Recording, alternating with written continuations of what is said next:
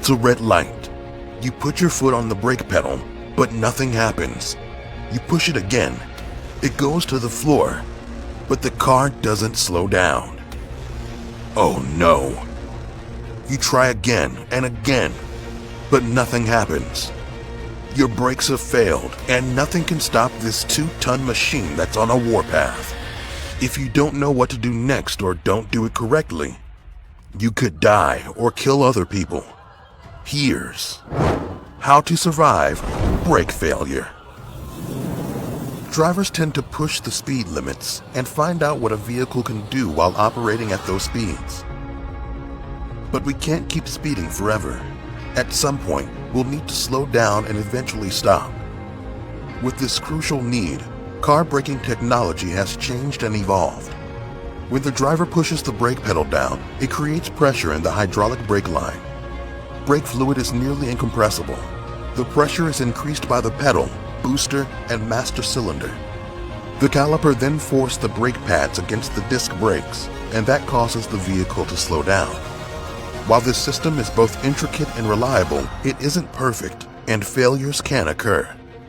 How often do brakes fail? Is it safe to downshift an automatic car? Why do some hills improve your chance of surviving? In 2013, an elderly California driver's Cadillac experienced brake failure.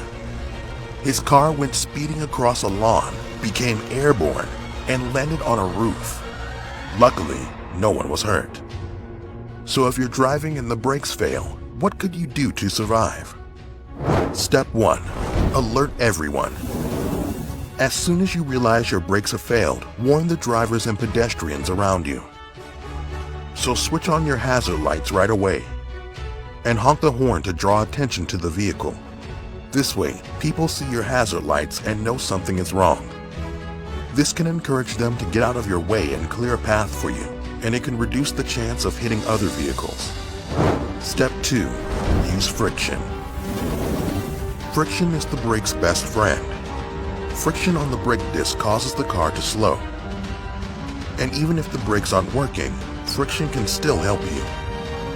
If the roads are clear and you're able to do this, start zigzagging the car. Use the friction of the tires on the road to help reduce speed. If that's not enough, try driving over small plants and shrubs on the side of the road. In this case, your life is more important than the vehicle. So another thing you can do is carefully drive against the guardrail. This will also help to reduce speed. Step 3. Use the e-brake. Vehicles have 2 braking systems. The primary system is the foot brake, and the secondary system is called the hand brake, emergency brake, or e-brake for short. The e-brake bypasses the hydraulic system. Instead, it uses a metal cable that connects to the rear brakes. If your main brakes fail, the e-brake should still work. It doesn't have enough force to stop the car, but it's a big help in slowing it down. The e-brake works best if you use it slowly and carefully. If you apply it too rapidly, the rear brakes could lock up and force you into an uncontrolled spin. And keep holding the release button down if there is one. Step 4. Downshift. If the car has a manual transmission, slowly begin going down the gears. This is known as engine braking. You may have heard 18-wheelers doing this. The idea is to go to a lower gear at higher RPMs or revolutions per minute. This creates more torque through the transmission and a vacuum inside the manifold that the pistons have to fight against. So the power and speed will drop. Like using the e-brake, don't do this too quickly. If you go down through the gears too quickly, the rear wheels might slow down too rapidly, and this will make your car go into a spin. And if you're driving an automatic car, you might have access to a Triptronic transmission. This allows you to override the automatic system and select the gear you want. Slowly go back down the gears, down to first gear. Step 5. Head for the hills.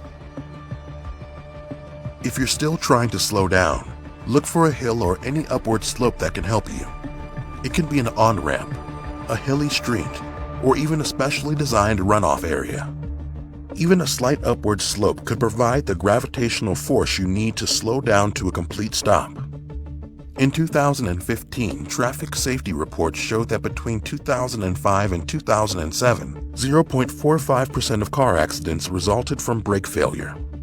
While that number is small, brake failures do happen, so make sure your brakes are inspected and maintained regularly.